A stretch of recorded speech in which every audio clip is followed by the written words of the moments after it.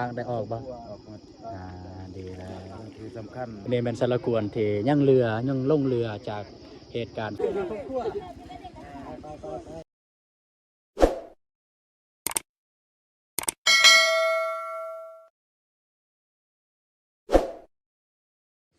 ราบทักทายสบายดีเบิร์ดสุขุนเด้อบ่ว่าอยู่ไปไหนในต่างประเทศยินดีต้อนรับเข้าสู่2บ่าวตูน2อาตูนซาแนลเด้อบ่แม่นบ่าวตูนเนาะคลิปนี้ก็เป็นคลิปการเดินทางพี่น้องเอ้ยคล้ายๆคือกับคลิปการเดินทางแต่ว่ามอสิฮอดแล้วพี่น้องประมาณอยู่หม่อง10 กิโลเมตรฮอดจุดหมายปลายทางแล้วเนาะโอเคไม่แต่ว่าการเดินทางของเราเป็นอะไรก็สิอัปเดตให้เบิ่งเด้อพี่น้องเด้อโอเคทุกคนกับทีมงานเฮาก็แวะมาเบิ่งวิวพี่น้องเอ้ยมาเบิ่งวิวมาชมวิวพี่น้องนี่วิวงามงามพี่น้องเอ้ยวิวผู้ซ้อนผู้เลยพี่น้องเอ้ยผู้ซ้อนผู้เลยพี่น้อง เส้นทางที่ทีมงานเฮามาเมื่อกี้ในมันนี้มาพี่เลยพี่น้องพี่เนาะพาดความสูงอันนี้ก็ทีมงานเฮาก็มาเปิดคลิปอยู่บนนี้พี่น้องเอ้าสบายดีเด้อ FC บอลตูนดีเลยมาความรู้สึกเฮ้ยตื่นเต้นบ่มันกลายตื่นเต้นแล้วเมื่อวานนี่แหละตื่นเต้น มากครั้งแรกเป็นเลยเนาะกาผมบ่เคยเห็นนะคือนี้ว่าบ่เห็นยังเนาะแม่นคือเนี่ยมืดวันมื้อนี้มาบ่คำเป็นเลยเนาะกับเราเตียงเพิ่นเพราะบรรยากาศผู้เลยเนาะผู้ซ้อนผู้เลยนะพี่น้องเอ้ยหมอกแม่นไอเตียงไปเด้อมีขีดีบอลตูนมาทำกันด้วย ทุกคนเลยตอนนี้เฮากับทีมงานกันยังบ่ทันได้เดินทางเด้อเพราะว่าไอ้บ่าวติงทองเพิ่นบินโดรนพี่น้องเอ้ยบินโดรนนี่พี่น้องเอ้ยบินโดรนเบิ่งภาพสูงพี่น้องมันความงามส่ำใดพี่น้องมันก็งามเติบกันนะพี่น้องเอ้ยพูนพี่น้องเอ้ยโดรนของไอ้ติงทองเพิ่นมาแล้วพี่น้อง มันบินโดรนอยู่โอ้ยมาแล้วพี่น้องซ้ำคือตัวนกพี่น้องเลย มาแล้วนี่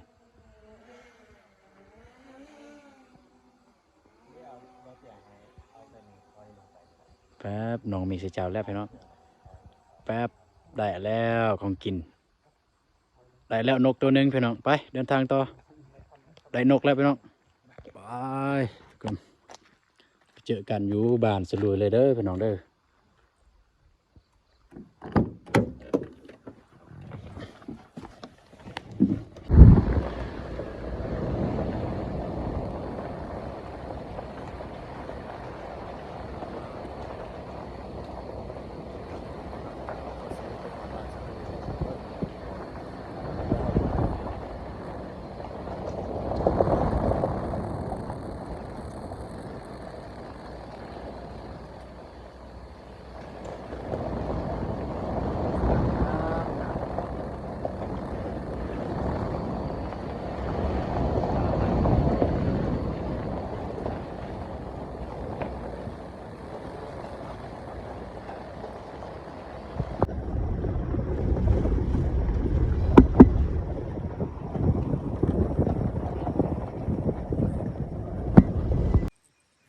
ทุกคนเอ้ยทีมงานเราก็มาหอดบ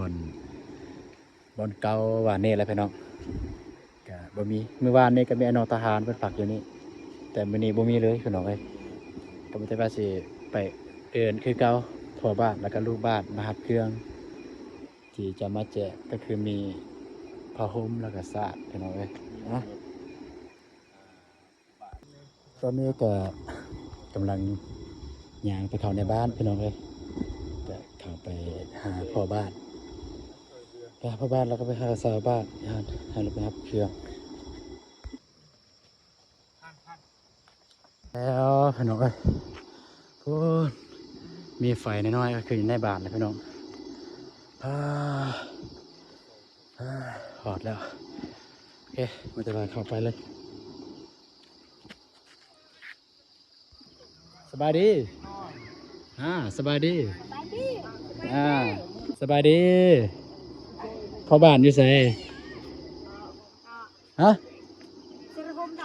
พ่อบ้านไปอาบน้ำพ่อบ้านไปอาบน้ำเพื่อนน้องเอ้ยเนี่ยเมียพ่อบ้านเพื่อนน้อง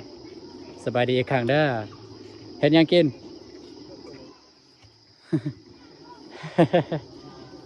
ไปหน่อยไปเพื่อนพ่อบ้านไปเบิ่งเพื่อนพ่อบ้านที่อยู่อาศัยของพ่อบ้านเป็นจังไดไปหน่อยไปสบายดีฮอดคำได้มือหน่อยได้สบายดีวันนี้ฮอดคำเด้อ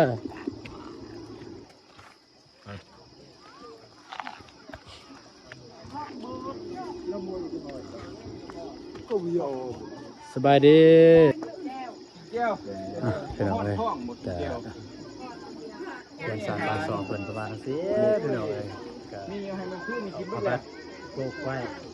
ยังบ่ทันได้โตเป็นบทมีเพื่อนมาทานมันคงยังบ่ได้เท่าไหร่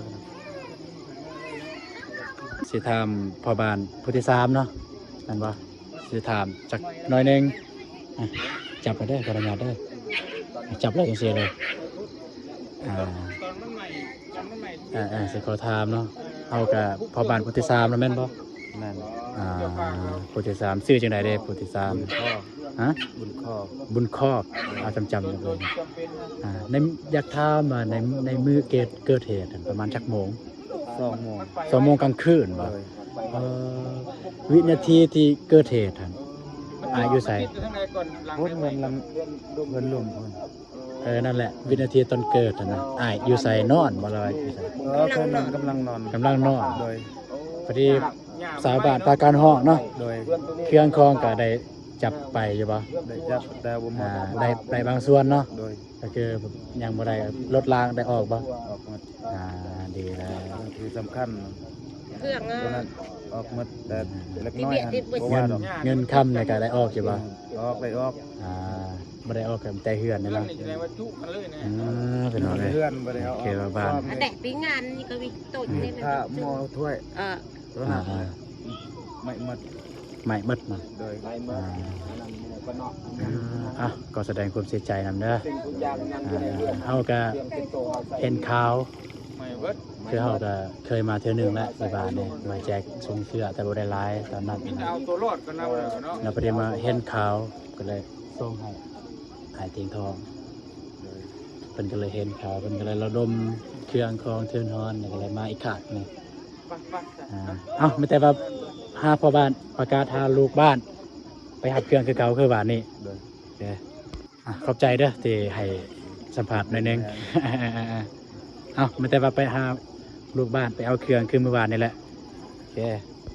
อันนี้คือสารกวนพี่น้องที่ยังลงเรือเนาะแม่นบ่แม่นคือที่ยังลงเรืออยู่นี่เนาะลงเรือสารกวนแต่ว่านึงลังก็เฮือนนึงลังเนาะว่าแขกคนมานอนนี่บ่แขกมานี่ก็แม่นนอนนี่นอนอยู่นี่บ่นอนอยู่นี่แล้วน่ะบ่มีเฮือนนอนอยู่ไสมองร่วมเนาะสมมุติว่ามองร่วมก็รวมอยู่ในถามมันความหูนะแบบแขกมาเนาะ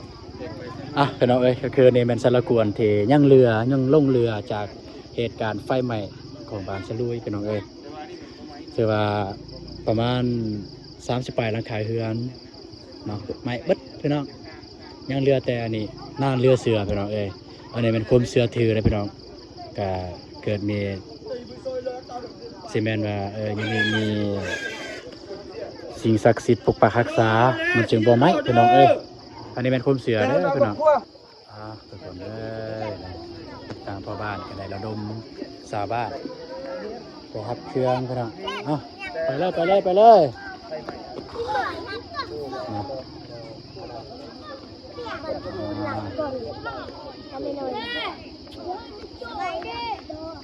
สบายดี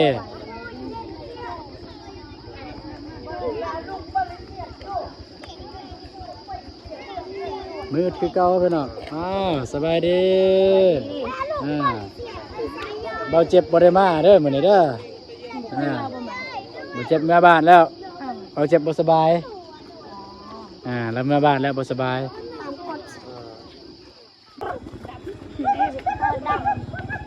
เก็บคอยเลยซาๆเด้อโอ้ยจะเอาไปซาบ้านกลับมาไล่เลย เอาแจกเกิดเป็นซี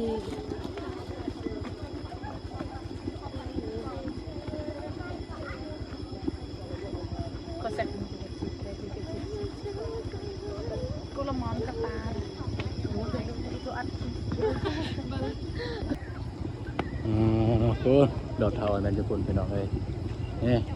ซาบ้านกำลังเนี่ยออกมาเตะพุ่นพี่น้องนี่เอารถจักรกันมาพี่น้องโอ้รถจักรนี่ก็สบายดีเด้อสบายดีเด้อสบายดีโอ้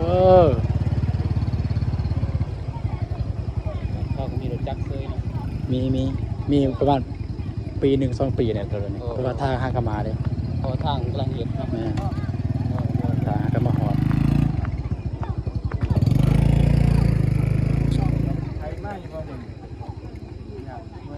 ได้หยุดเลยไปเลย ป่ะบ้านนี่ตัวลงวะ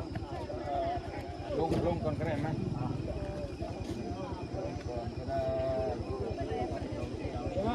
ไปลง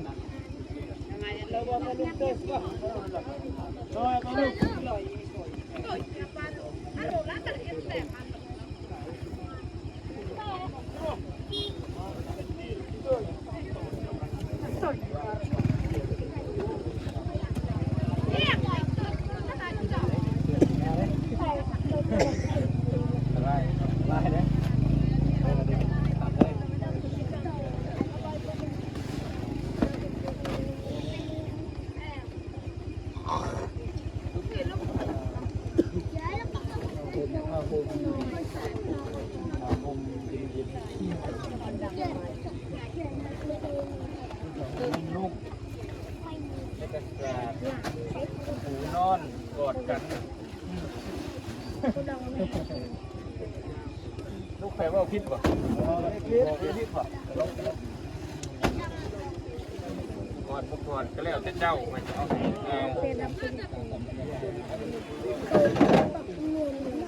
แต่ถ้าว่าพวกกอดผมเชื่อเจ้าลูกหลายอันนี้คืออันนี้นะว่าเขาจับเลยไม่เขาจับเลยก็แต่จับแล้วเป็นครูเลยฮะเอาข่อยจะเอาติดรถตั้งแต่พวกไม่ฮักทับข้างข่อยเลยเอายังพันเจ้ากระไรให้ข่อยเนี่ยทุกอัน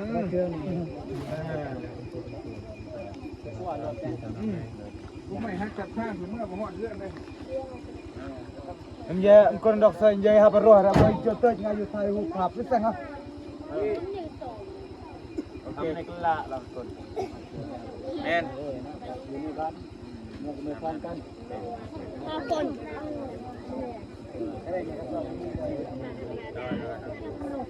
ประมาณนั้น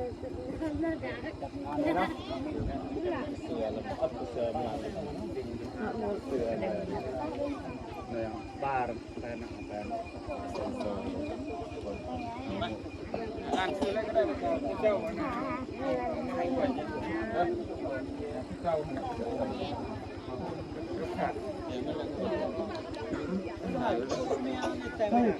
อ่านซื้อเลยเต้ก็กลัวผมเนี่ยเต้จับผมกลัวใครมาเอาก็ได้เราเมียบุยูกับหัวมาเอาก็ได้หัวมาเอาก็ตัวเพื่อนก็ได้เต้าอะไรชื่อเต้าแหม่กูไปมัวลอยกัน มาพี่ก็ได้มาอยู่ไหนเอาหยับไปพ้นก่อน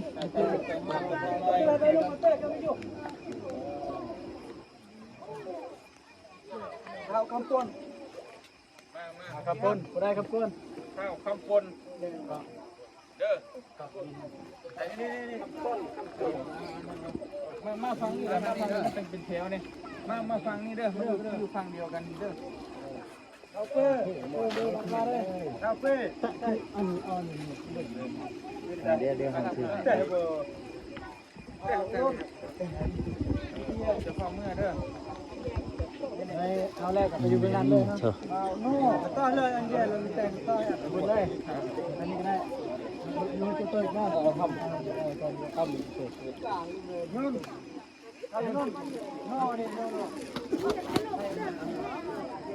ตัว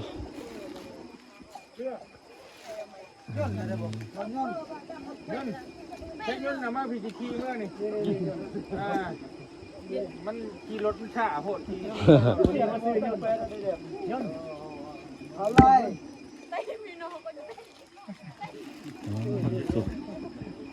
ผู้ใดมีโคมไต่เลยรถโคมจังเไต่เลยไปอยู่บนนั้นเลยนี่ย่นไปอยู่บนนี้ยืนมาบ่เอาแทนไปเนาะดุยเนาะเปล่าไม่ได้ดุยเนาะเลยเลย มื้อนี้พวกเขาแจกมีสาดแล้วก็จับหุ่มเนาะพ่อแม่พี่น้องเนาะให้บ่เตียงเพิ่นแจกเลย นางลูก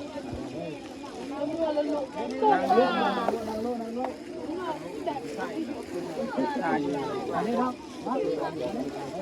ร้อยเยอะเท้าเยือยิงเสื้อ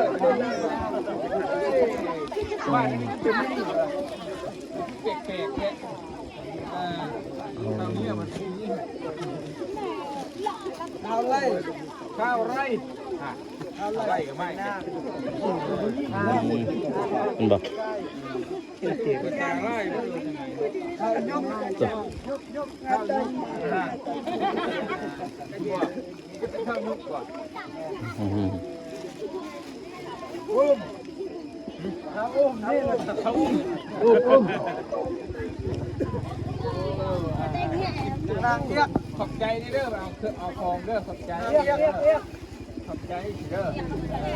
ระหับเด้อหับของว่าเป็นไงเป็นโลนั่งเงียบพ่อนั่งเงียบนะ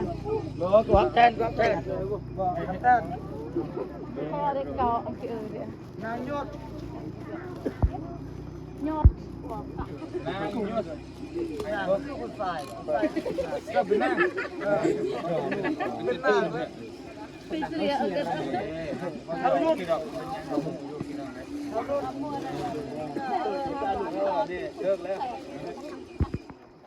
ถุงเน่าเข้าดีขนาดเนาะพุดดีขนาดโดน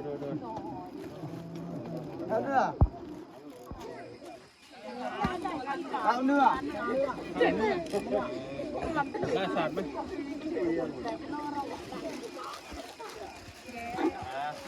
ผมเด้ออากาศเย็นๆอยู่นี่เนาะต้นไม้มันหลาย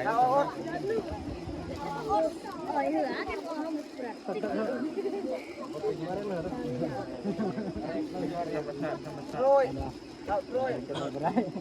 ยเข้าไปช่วงเลยดิมันนี่คิดของเราเลยใช่เราสายจำมีได้สายจำเตรียมครับเยอะตัวเลือกเตือนกลัวแหละโอ้ยเฮ้ยไม่เยอะๆนะเยอะเดี๋ยวคือบอก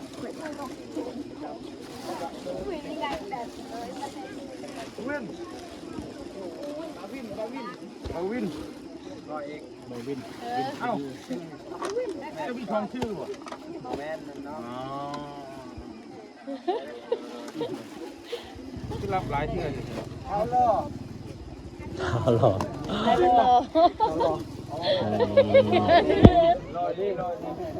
ครับคนรอก็รอลีรอแท้รอลีรอดีรอคนรอก็รอลีไม่รู้สิกินเด้อมันนี่เด้อเนี้ยอุ่นมันนี่ว่าได้เนี้ยกินแหละ มันนี่เครื่องเต็ม เป็นน้ำมันกันดุก เครื่องเต็มแล้วมัน เอาไม่ซื้อปัดบ่เอาลังปัดบ่ลูกต่อไปก็เรียงมาเป็นโยงกันจนนี่จนนี่อยู่ใส่นี่มาจนนี่จนนี่จนนี่เนาะเป็นนี่บ้านนี่เนาะเราเปื่อยมาถึงยิ่งว่าเนาะผมไม่เคยเนี่ยบ่เราเปื่อยครับเปื่อยครับเปื่อยเราคั่วไป ข้าพเจ้าเจ้าบุญข้อบุญข้อใช้ไฟใช้เนี่ยเจ้าอีกบ่ไปรถบ่เราไปนี่เลยไปนี่รถเลยเนาะแล้วเมื่อกี้เลยเนาะ ปะแยกให้เราต่างหากก็ได้ เขาบ้านเขาได้เขาให้บุญฮานเอาบุญฮานข้าวบุญฮานบุญฮอด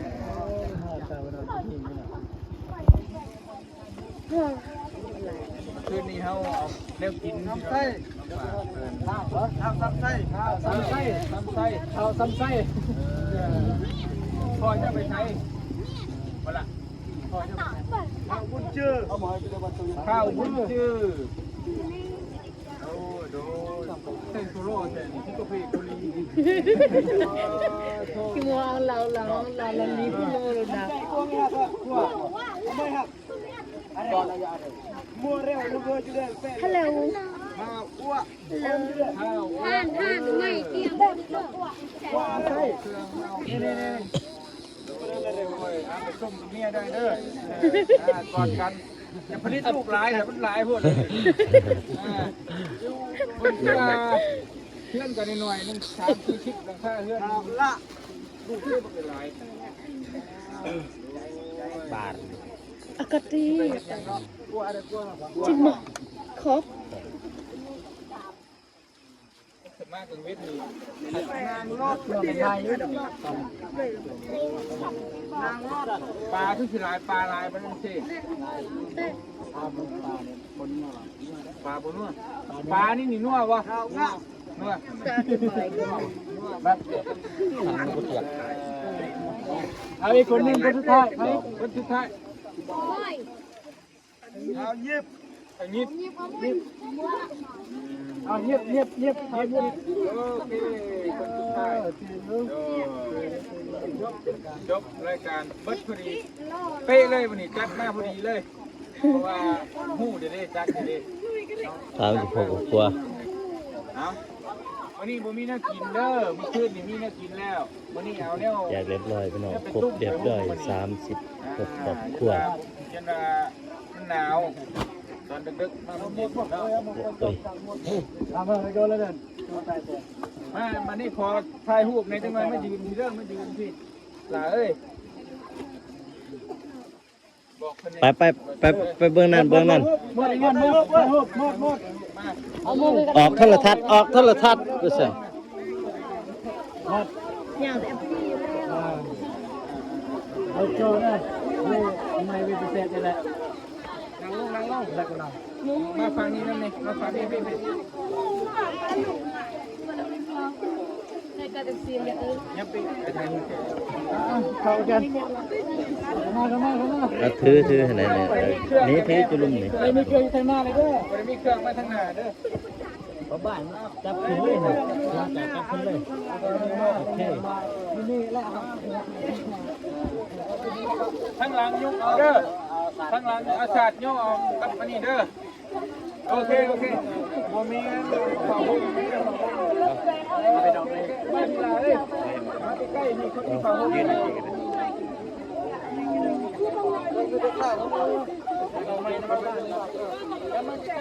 ่งไปเที่ยวที่คนบ่เข้าใจแล้วเอามาพี่คนที่ขอบุญเข้ามายับเลยนั่งลงเด็กนั่งลงนั่งลงโอเ